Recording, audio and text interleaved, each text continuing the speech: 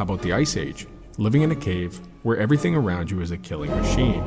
Or the Barelands after the dinosaurs went extinct? Is there any era a human could survive? Just you, yourself, no tools, no equipment, making use of the land around you. Let's find out.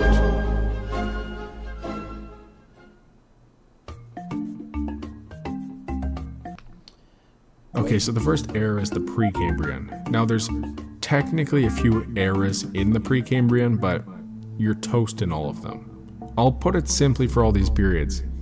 You just couldn't breathe in any of them. There was no oxygen. The Hadean starts to molten, impacts keep resurfacing, so you wouldn't have any ground to stand on. The Proterozoic runs 2 billion years and the planet freezes over twice. You're cooked. The Cambrian. Yeah, we're far, far back. Before the continents even merged into Pangaea. Okay, let's look around. And yeah, that's a pretty big problem because there's nothing here. The Cambrian had nothing on Earth's surface. It was about 5 to 10% oxygen, and breathing would be like breathing at the top of Mount Everest. And you know what though? Temperature's actually fine at around 20 to 22 degrees Celsius. And even more good news is you can drink the water. Because diseases that make water dangerous need a host animal shedding into the water. There's no animals, so you can drink the water. But of course you're gonna start to get hungry. What do you mean there's no animals? Thankfully, nothing's gonna eat you, because everything is in the water. But to find any sort of food, that's also where you need All the animals are in the water?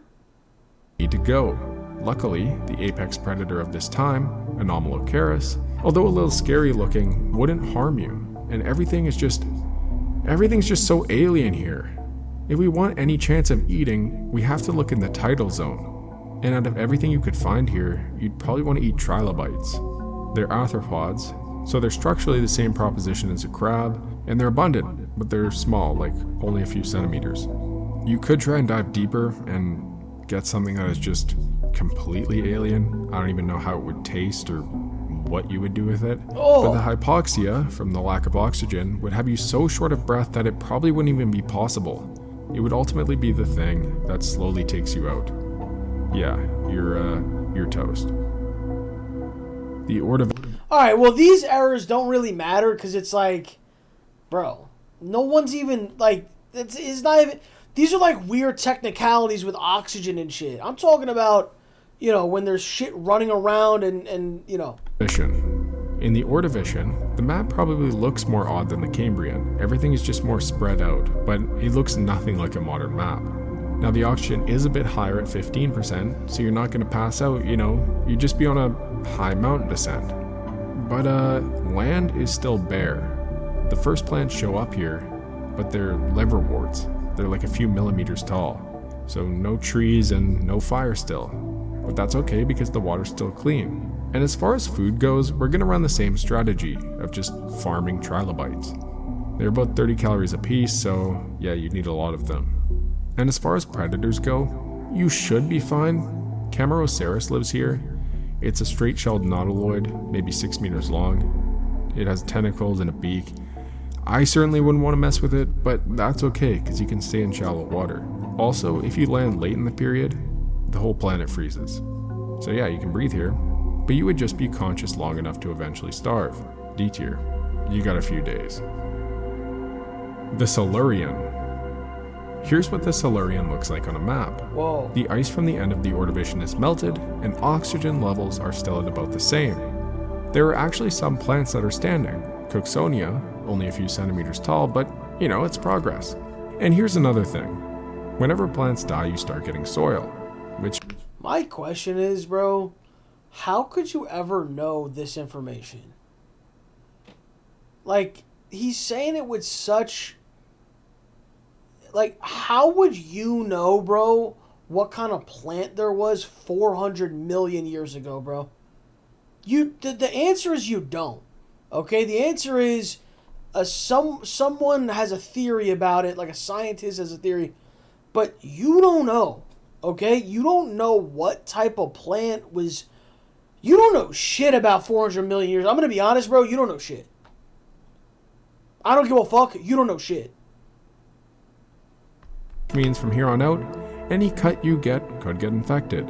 But not all is bad. The charcoal record starts about here, around 430 million years ago. So this is actually the first period on the list where cooking would be possible. We could make fire. Well, you've got a problem though. You have almost nothing to cook. Because the other new thing is animals on land, millipedes, early arachnids, scorpions. They're tiny, but they're the first calories that ever existed outside the ocean. You would just need an absurd amount of them. This is where getting in the water starts to get hesitant. There were some pretty big sea scorpions. Pterygotus and Acuteramus were both around 2 meters. Pterygotus had big... Like, you want me to believe, bro, that there's these fucking insane human-sized scorpion sea creatures? Like, you want me to believe that, dude? But today there's just none?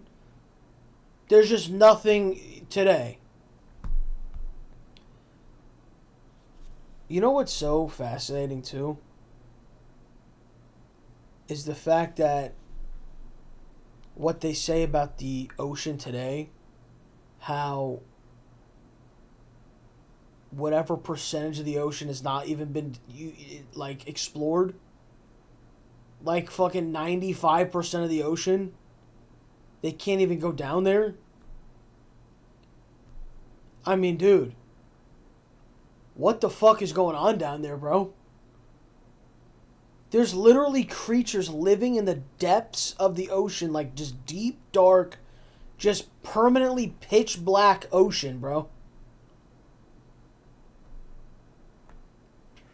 Compound eyes, so it tracks prey visually. And yo, remind me, I want to look up after this, like, craziest creatures to wash up on land. I want to look that up. Claws lined with denticles for grabbing and holding on to things. It shows up basically everywhere in the fossil record, so wherever you are in the Silurian, this thing is in the water nearby. If you want to try and eat one of these, be my guest. The water's clean, which is good, so the Silurian would probably give you a few days. The Devonian. The Devonian map looks more of the same, but this is where the big bodies start showing up in the water. In good news, oxygen levels are about 15 to 20%, so it's actually getting closer to modern levels, which are about 21%. So the air won't actually be the problem. Temperature wouldn't be a problem either. There's also trees now, like really big trees. So you could make fire. Even though there are large predators in the ocean like Dunkleosteus, we don't have to worry about them because we're staying in fresh water. The Devonian had lots of fish, so if you managed to catch a fish, you could cook it and eat it. What you may want to look out for though is the Jackalopterus. 2.5 meters. You want me to believe there's a thing called a Jackalopterus? Are you out of your fucking mind, bro? Are you out of your fucking mind? Look at this thing, dude. Dude in the chat just said, fossil, dumbass. You think they have a fucking 500 million year old fossil of this fucking thing? Are you fucking out of your mind?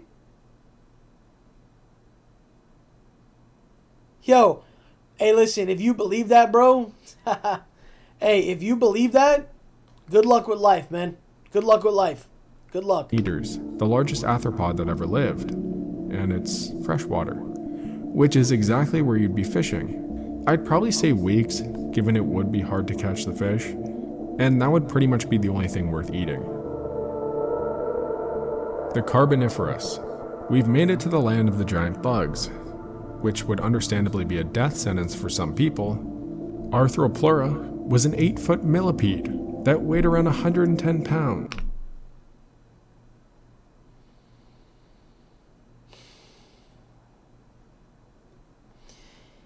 In 8 foot... You know what, bro? Do you think we're fucking stupid, dude? Do you just think we're all dumbasses? Meganora was a dragonfly-looking thing that had a wingspan of over 2 feet. Look, you get the idea. It wouldn't be comfortable walking around, but at least they won't hurt you. But why so big? Well, it's simple. Oxygen levels around this time were about 30 to 35%, causing insects to grow this big.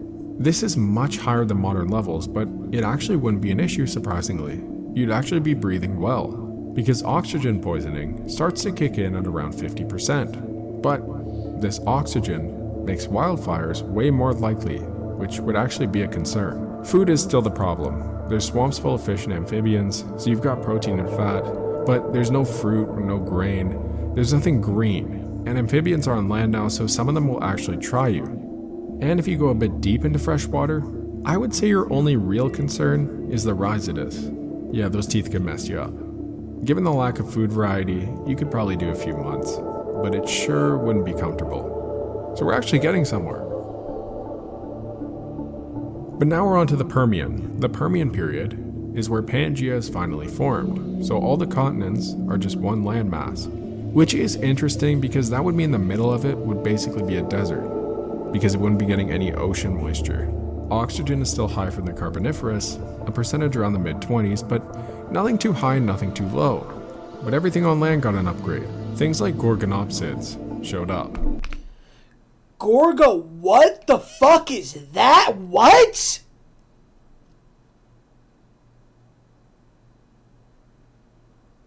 That's a fucking monster from the Odyssey.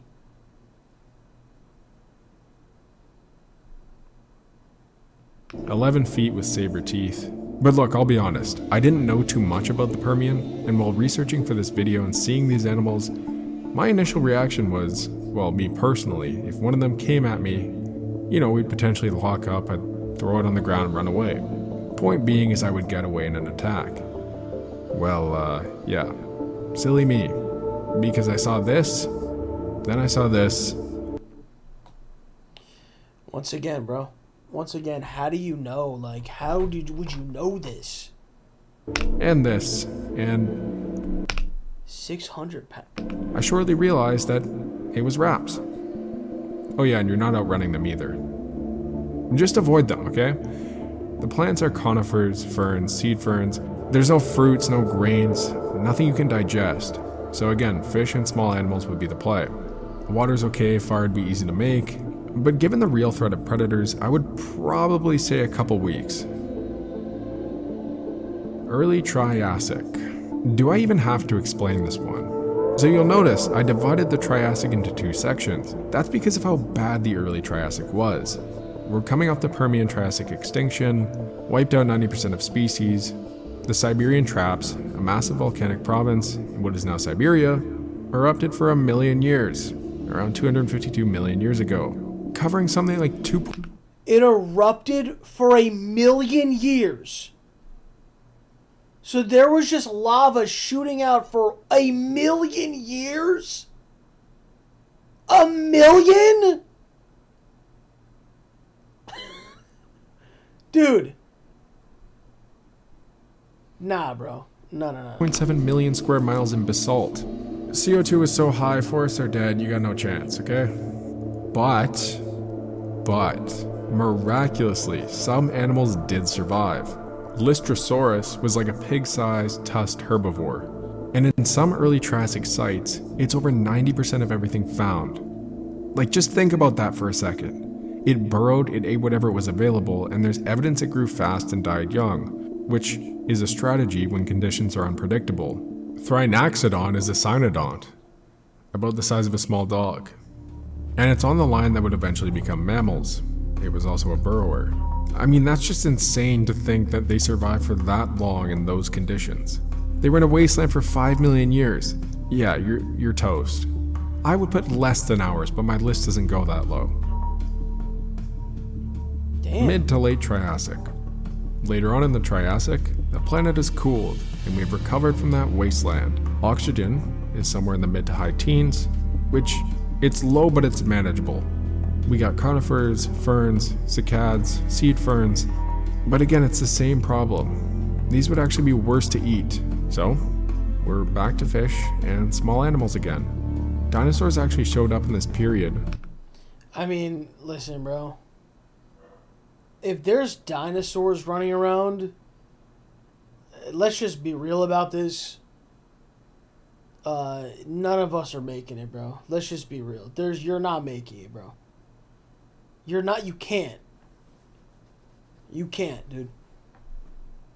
But they were later on, and they were like the size of a coyote, so they're not going to be a problem. What will be a problem is Postosuchus, around 13 feet, built like a land crocodile, but it's a reptile. a reptile that weighs around 600 pounds. It's probably the same story as the Devonian and Permian. So, okay, so then that makes sense then. So if most of them are like coyote size and then there's like a couple, okay, that makes sense. The Jurassic. The Jurassic is where you're going to have to learn to run. Jurassic is in the middle of the 3 dinosaur periods, and the continents are starting to drift apart. The climate is stable, and the oxygen is fine. But again, there were no berries or anything. Crops hadn't evolved yet, so you're eating mostly the same thing. Fish, eggs, and whatever small animals you can catch. Allosaurus is 30 feet long and weighs 1.5 tons. Torvosaurus, 33 feet, and heavier than Allosaurus. You get the idea. There's a lot of animals here you would be prey to. You got a few weeks if you're lucky. But honestly, I'd say bottom C tier because you're probably better off in the mid-Triassic. Cretaceous. Peak danger. That's all I'm gonna say. The map of the Cretaceous is looking a lot different. But you know, water's fine, fire's easy, air's okay. From a study looking at 74.6 million years ago, you actually get 77 different types of small fleshy fruits, drupes, and berries. But there are some things we have to worry about. Obviously, you got your T-Rex, Spinosaurus, Gigantosaurus. There's no doubt that these are some of the most apex predators to ever exist. But honestly, I think there's one scarier. Quetzalcoatlus, 35-foot wingspan, large flying animal, and as tall as a giraffe, walking on all fours.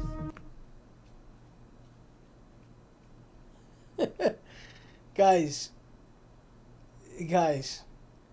if you genuinely believe there was an animal that walked around the size of a giraffe and flew in the air,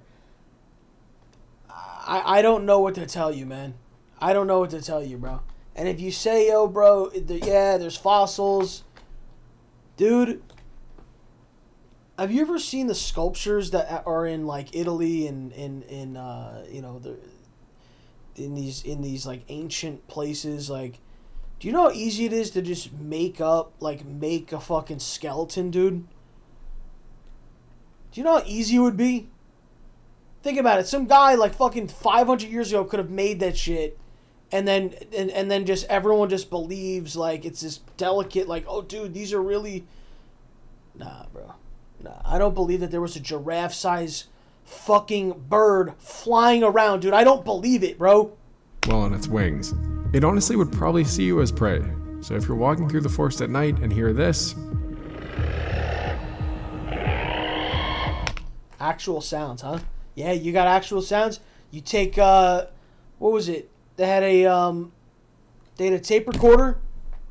What was it, 200 million years ago? I'm so sick of this shit. I'm filling my water out. This is some... You really wrote actual sound... Alright, bro.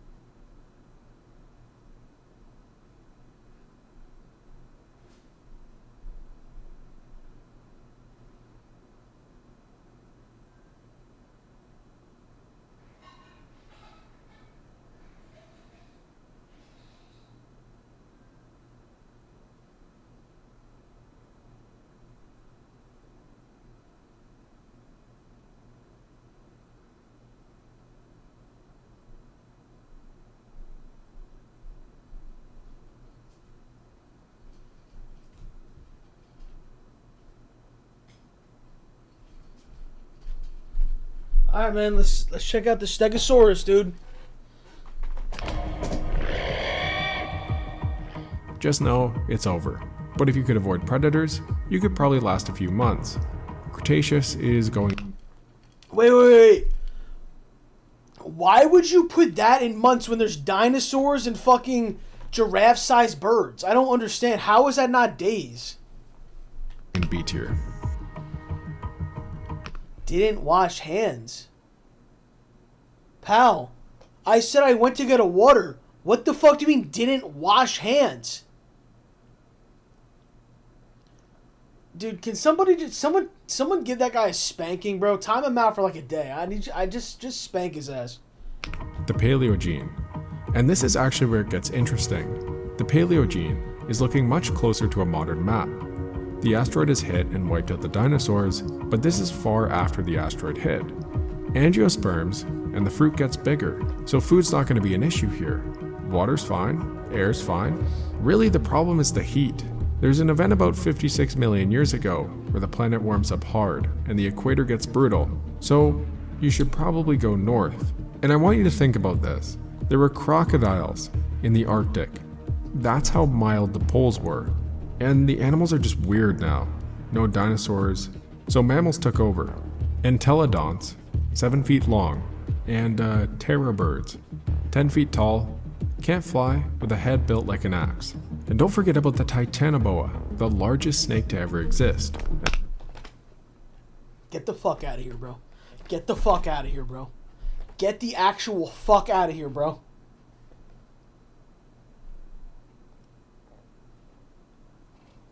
At 42 feet long, 2,500 pounds.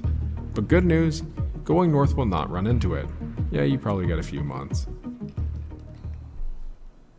The Miocene map looks pretty much modern. Grassland spread across the planet during this period. This means herds of animals, which means lots of food. You would just have to make some tools to hunt them. Air is fine, climate is cooling and drying out. Nothing to worry about in that regard. There were lots of ape species over Europe, Asia, and Africa, and as far as predators go, Machairodus and other types of saber-tooths, plus bear dogs. Amphicyon, around 1,300 pounds. These are ambush hunters in an open country, and you'd be visible. It'd be rough, but you know what? You could probably make it most of a year. A tier. The Pliocene. The Pliocene map looks the same. The climate is warm and stable, the air is nothing to worry about, and what's growing is savanna and woodland mixed together. Open grass with patches of forest, which means you've got fruit trees and nuts in the woodland. Australopithecus was even walking around. There are predators, saber-tooths, megatherium, hyenas, which some people do think specialized in hunting early hominins, so you're prey here. You would have to boil the water here and in the Miocene, but that's doable. But you know what? I'm thinking about the history of the Earth and just what's going on. It's like, dude, we're eventually, every animal's gonna go extinct. We're gonna run out of shit. The amount of chemicals that are pumped into the air every day from all these companies and these things, like, we're like legitimately cooked. I don't know when though, probably way after we're gone, but there's no way that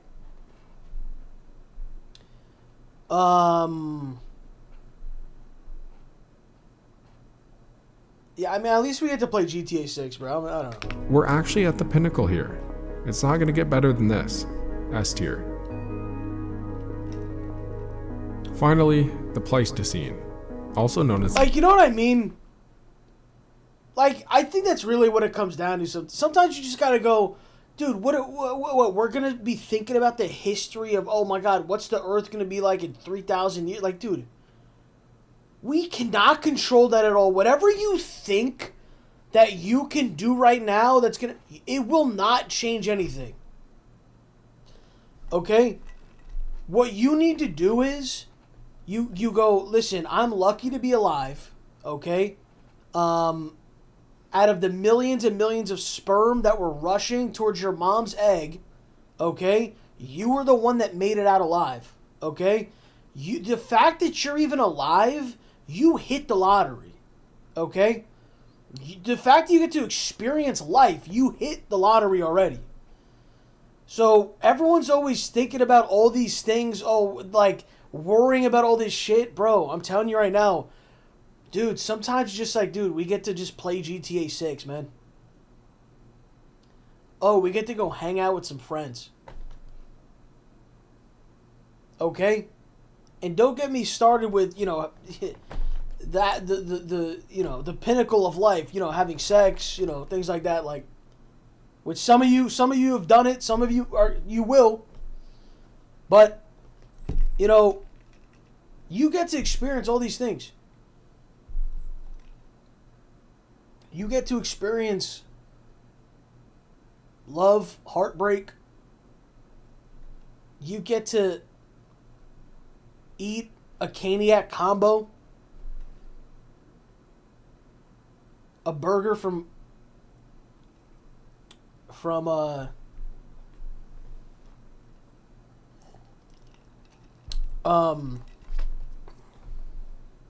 the fuck? Why am I forgetting? In-N-Out. So, listen. Yeah, dude, you get to drive a car. Like, dude, that's fucking awesome.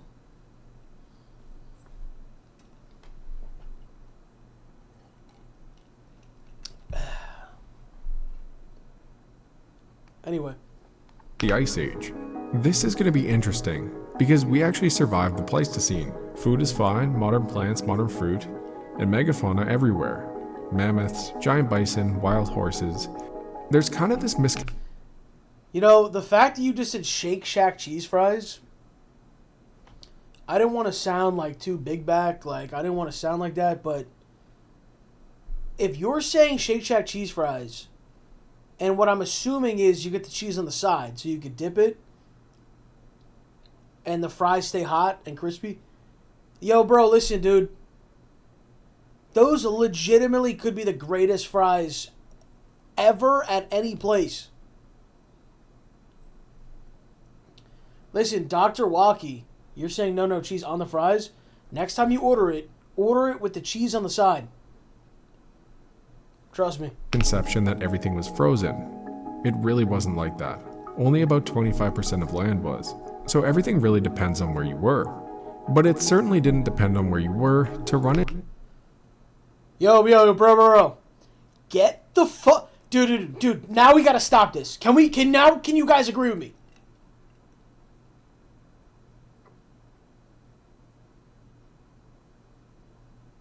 Into a nightmare animal. Gigantopithecus. Gigantopithecus! Dude, this isn't the fucking Odyssey with Matt Damon, bro. This is real life, and you want me to believe there's Gigantopithecus? Get the fuck out of here, bro. This isn't real.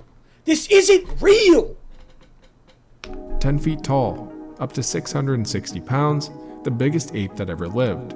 Megalania in Australia was a monitor lizard, around 20 feet. But here's the thing. There's something smaller that is scarier. But there were 8 to 10 early human species in the Pleistocene.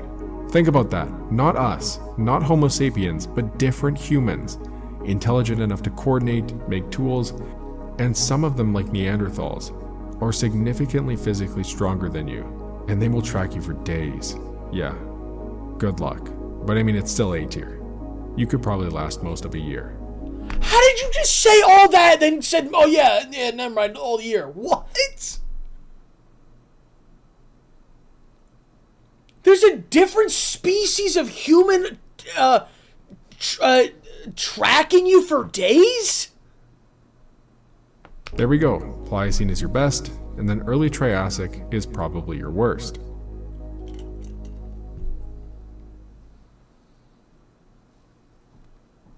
There's something here which looks like a rock. Alright, I want to see craziest things to wash up.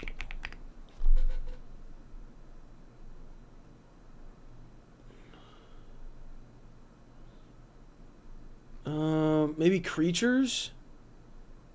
50 terrifying things I've washed up on beaches. Oh my god, that's got